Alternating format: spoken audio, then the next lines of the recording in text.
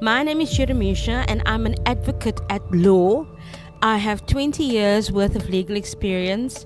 I hold a LLB degree from the University of the Western Cape and a master's degree from the University of Cape Town. Today, I'm coming live from Elsie's Inspire Radio. I volunteer at the Elsie's River Community Advice Office. The Elsie's River Community Advice Office is an independent NGO that provides legal advice to the community.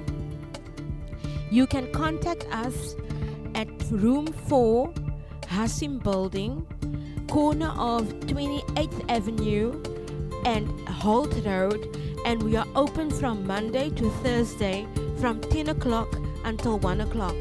You can approach us to help you solve your legal problems, and the only areas of law that we don't touch on is conveyancing and criminal law. Further on, we can assist you in any area of the law. But now let's get back to our program. What is this show about? This show is about your human rights. What we're going to do today is we are going to look at your human rights and how your human rights is implemented by the Constitution. So the aim of the program is to educate people around their rights. The second aim is to create a culture of human rights appreciation.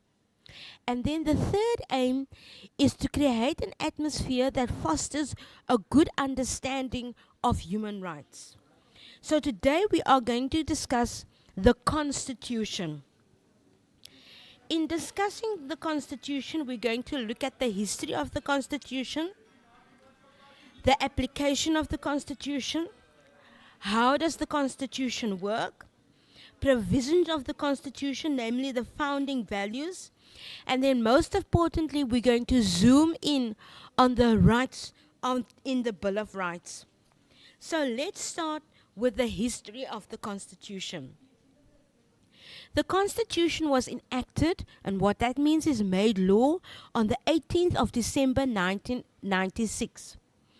It has been amended 18 times. It was created by the Codesa negotiations.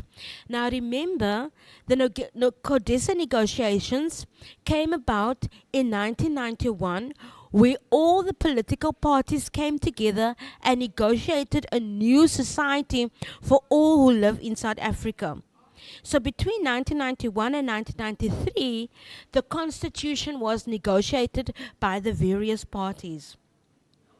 Parties adopted an interim constitution in 1993. The Constitutional Assembly adopted the final text in 1994. The new text was adopted by 86% of the National Assembly, and Section 74 of the Constitution permits for the Constitution to be amended.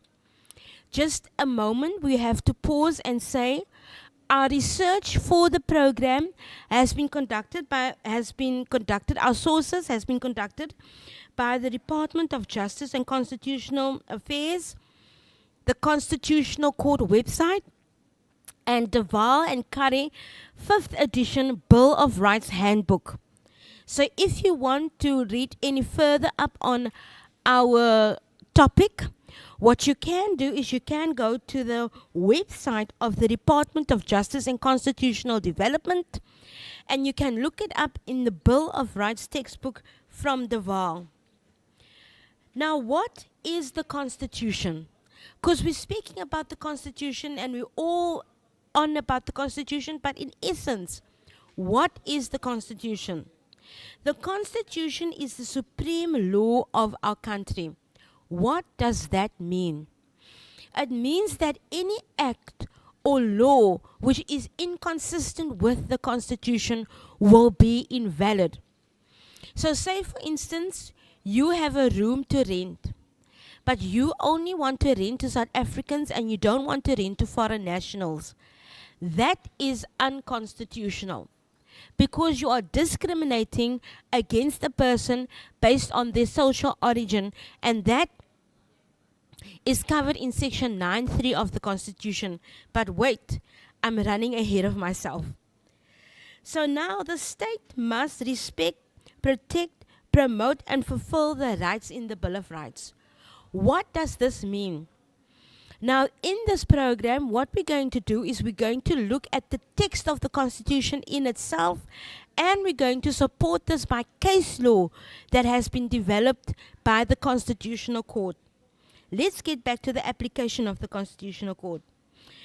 The state must protect, respect, promote, and fulfill the rights in the Bill of Rights. What does this mean?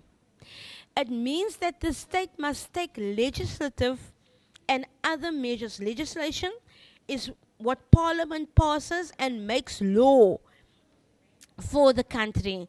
Now, the state must take legislative, policy, and other measures to fulfill the rights within the Bill of Rights. And the Constitution binds the legislature, the executive, and the judiciary. What does this mean? It means that both Parliament, National Assembly, and the National Council of Provinces has to give effect to the rights within the Bill of Rights and to the Constitution. It also means that the executive, that is the president, the ministers, and all the administrative staff of the ministers, has to give effect to the Constitution. And then there's the judiciary. The Constitution can be tested from the High Court upwards, which means that if you find conduct which is inconsistent with the Constitution, what you can do is you can go to the High Court and argue that the way that the state has conducted itself is unconstitutional. The courts must give effect to the rights within the Bill of Rights. This brings us to the founding values of the Constitution. What are the values that our society is built on? The first thing is the Republic is one sovereign state founded on human dignity, equality, non-racialism, non-sexism, and the supremacy of the Constitution and the rule of law. Shoo, that's a lot. But what does that mean? What does all these fancy words mean? It means that South Africa is an independent state, and all the borders of South Africa forms one country. This becomes a problem for a political party like Independent Cape Town, which argues that Cape Town should be acceded to itself and made an independent country. The Constitution says that South Africa is one sovereign state, founded on the values of human dignity, which is section 10, equality, which is section 9, non-racism. And this is a break from the racist past that we had that discriminated against people on the basis of their color and their race. Non-sexism, which means that the state must take measures to include women in the development of our country and our economy. And the supremacy of the Constitution. The Constitution is the apex law. What does this mean? It means that the Constitution is at the top. If you think of a pyramid, the Constitution is at the top of the pyramid. Then underneath the Constitutional Court, you'll find the Supreme Court of Appeal, and then you find the High Court. So the Constitution covers all areas of law. Again, let's think of the pyramid. Then there's the constitution. Then there's legislation. Then there's the common law. In Sarfu versus the President of the Republic of South Africa, the Constitution affirmed that any law or conduct inconsistent with the Constitution is unconstitutional. The common law and legislation is intertwined and interwoven with the Constitution. So if you find a common law right that clashes with the Constitution, it has to be interpreted in a way that gives effect to the right within a constitutional manner. This brings us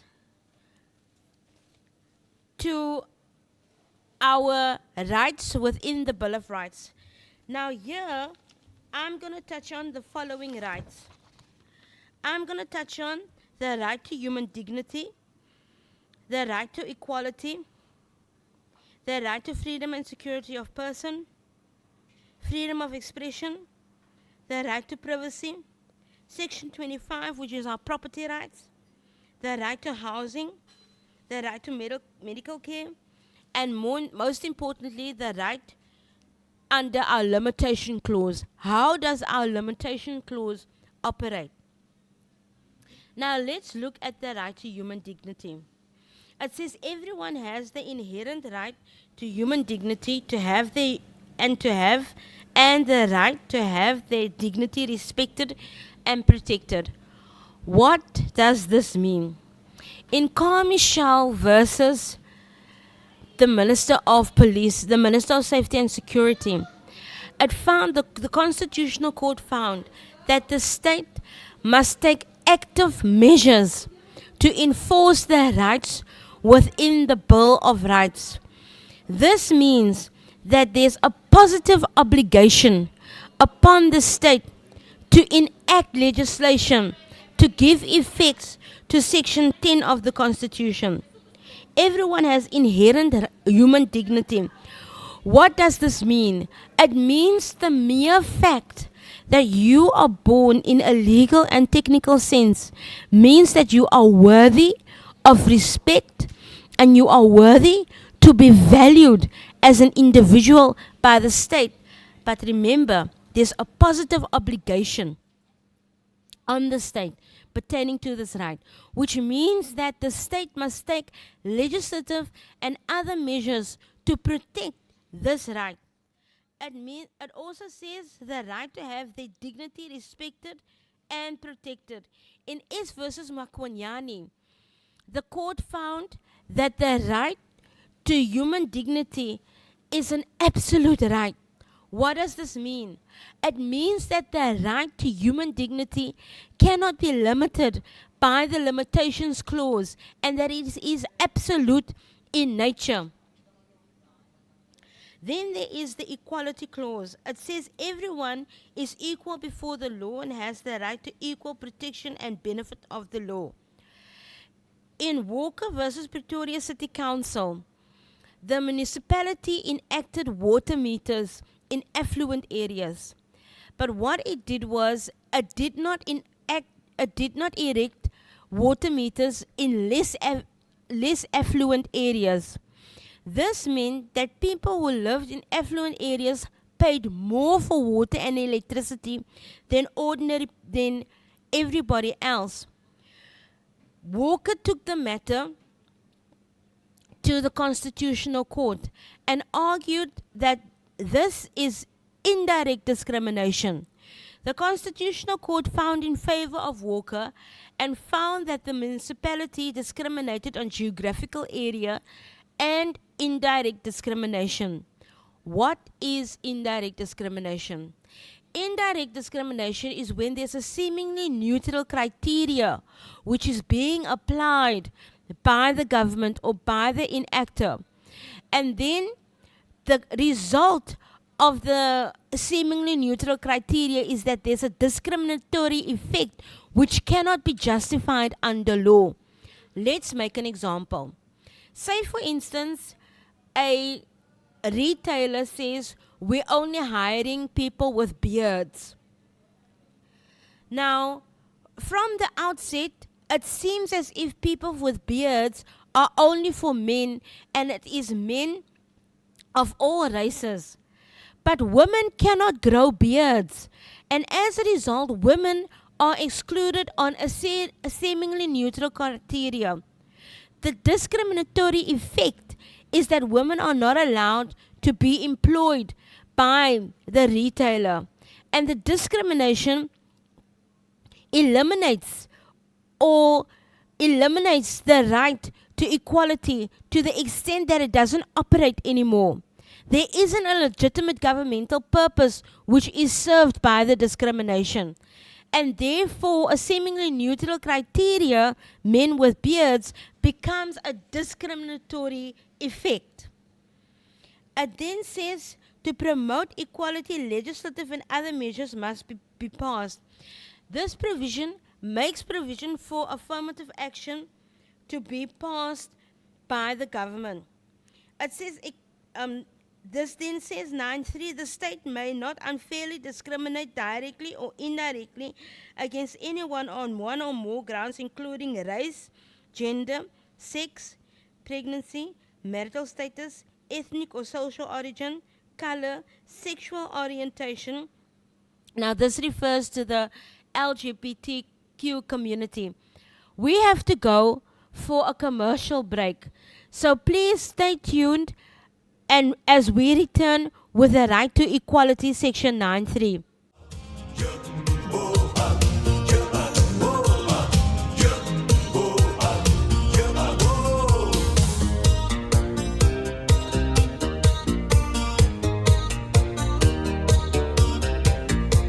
Copper sun sinking low, scatterlings and fugitives, hooded eyes and weary brows, seek refuge in the night.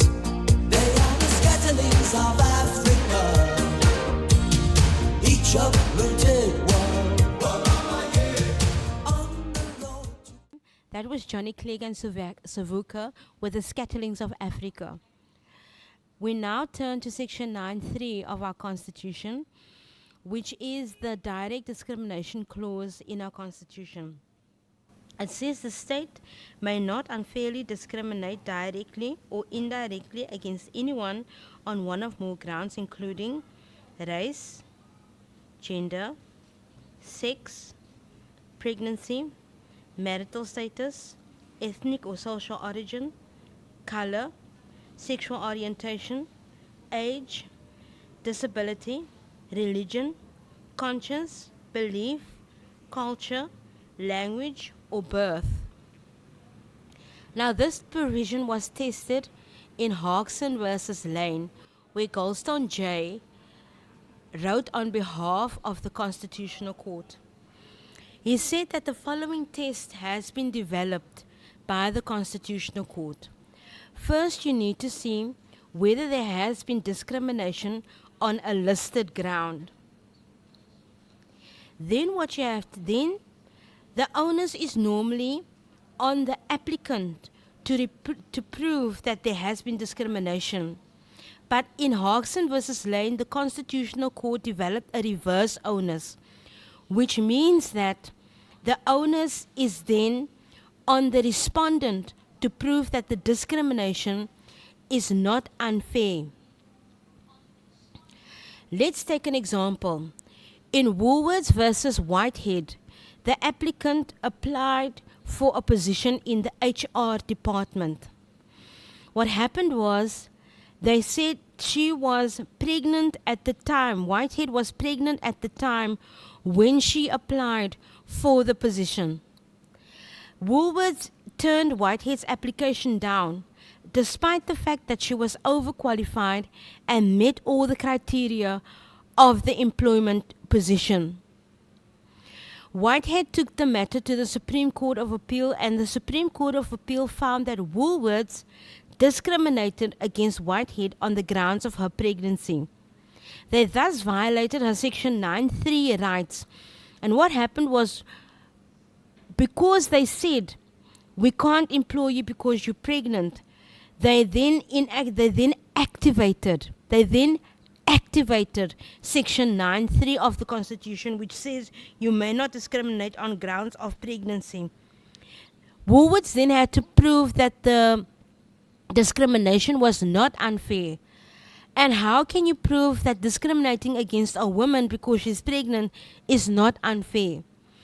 There was not a legitimate governmental purpose or a legitimate purpose for the discrimination. Remember, with affirmative action, there is a legitimate governmental purpose, which is to level the playing field in society and to bring about societal address. In Woolworths versus Whitehead, there was no legitimate governmental purpose for the discrimination. This brings us now to Section 12.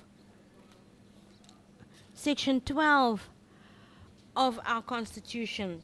It says freedom and security of the person. Everyone has the right to freedom and security of the person, which includes the right not to be deprived of freedom arbitrarily or with just cause. This means that say for instance, when the police arrests you, they must arrest you for a good reason. There must be a reasonable suspicion that you have committed a criminal offense, and that is why you are deprived of your liberty. Other than the police arresting you, there is no other reason why you should be deprived of your freedom. It says not to be detained without a trial. Prior to 1994, people were detained for months without a trial, without a charge sheet, without any reason for being detained except for being political activists. This provision seeks to address that position. To be free from all forms of violence, either from public or private sources. It is from this provision that we have our Domestic Violence Act. Because you have to, prior to 1994, or prior to the enactment of our new constitutional state, the domestic affairs between a husband and a wife was viewed as private between two individuals, and the state could not interfere with the provisions, with the private lives of individuals. But this has changed. The state now enters into the private lives of individuals, saying that Section 12(1)(c) permits the state to interfere in the private lives of individuals where it is just to do so. It then says not to be tortured in any way. And this brings us back to our pre-1994 era, where people were tortured during apartheid because of their political beliefs. And as a result thereof, a specific provision was placed within the Constitution.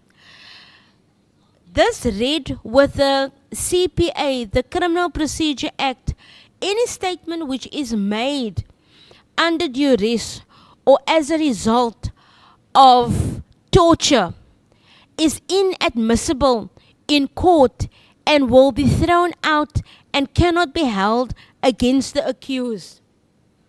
Then it says not to be treated or punished in a cruel, inhumane, or degrading way. That provision has not been developed by our Constitutional Court yet, and we are yet to see it being developed by our Constitutional Court. This brings us to Section 16 of our Constitution, which is the Freedom of Expression Clause. It says freedom of expression, 1A, freedom of the press and the media. Again, this brings us back to our history, where our press could not publish or criticize the government, or otherwise you would be locked up for 3 months in prison because you have criticized the government. So what we have is free media, freedom to receive and impart information and ideas. This means that if I have an idea or I have information, I can impart it to any person that I want to impart it to. We can share information that pertains to the individual. It also relates to the Freedom of Information Act, POPI, which now governs the way that you receive information from corporates and other individuals which pertains to you. Academic freedom and freedom of scientific research. This is very important because academic freedom only prior to 1994, what we had was only research that was sanctioned by the state was allowed to be freely disseminated in our society. And now universities have more freedom to do academic research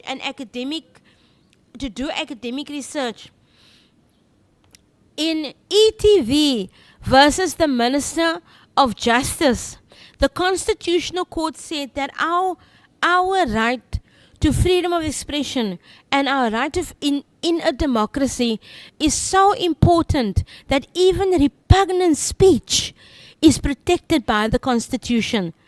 Now, this becomes a bit difficult because it blurs the line between gossiping, between descending information, and between a legitimate information source. Because we all like a little Skinner story. But that Skinner story can amount to defamation and it will not be protected by the Constitution. We move on. The right to submit, the right in subsection 1 does not extend to the propaganda of war. And what we have here is a position where you cannot tell people to go out and kill anyone. And this provision, section 16.c, says the advocacy of hatred that is based on race, ethnicity, gender, religion, and other constitutes incitement to cause harm. What does this mean? It means that Kill the Boer song, for instance, is a controversial song because it says that you have to kill someone on the grounds of their race and their social origin. And this is a breach of their equity right to be protected and respected by the state. But the Human Rights Commission found that there wasn't an incitement to cause harm, and as a result, the song has not been banned in South Africa. We now move on to the property clause, which is another controversial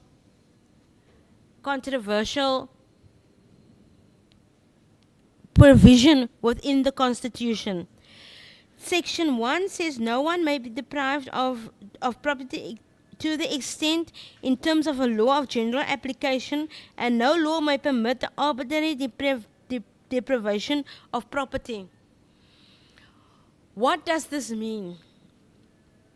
It means that District 6 cannot happen again. Sapphire Town cannot happen again. And the deprivation of people's property without just cause cannot be taken away. Now, what does just cause means? Say, for instance, you have a squatter that is living in your property, but the squatter says, I have legal rights to live in this property. What happens is you can then evict the squatter and deprive him of the right to live on your property because it is just cause. You need to then go to the magistrate's court, you need to then write a letter to the squatter saying that the squatter has to vacate the property.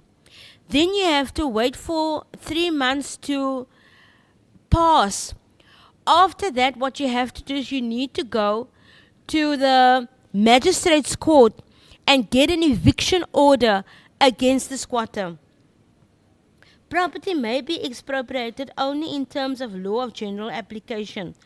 What is the law of general application? The law of general application means that it applies to everyone. It doesn't single out a person. And it says expropriation must be for public purpose or public interest. And it is subject to the compensation which is an amount which the time and manner is payable by which you have agreed. So, first of all, it must be in the public interest, and second of all, it must be you must receive compensation. And this is what makes the new expropriation bill so contentious, because there are individuals that says expropriation must be without compensation. That, ladies and gentlemen, brings us to the end of our show. What did we talk about? We talked about the Constitution. We talked about the history of the Constitution. We talked about the application of the Constitution, and we talked about how the Constitution worked. We also looked at the Bill of Rights within our Constitution, namely the right to dignity, the right to equality, the right to freedom and security of the person, the right to freedom of expression, and the property clause. I hope that you enjoyed this show, and next week we will bring you part 2 of our constitutional law series. Thank you for joining me, and thank you for the opportunity that you've given me to listen to my work. Again, I want to say that I work at the Elsies River Community Advice Office, and you can catch us at room 4, Hassim Building, corner of 28th Avenue and Holt Road. Thank you very much. Enjoy your day.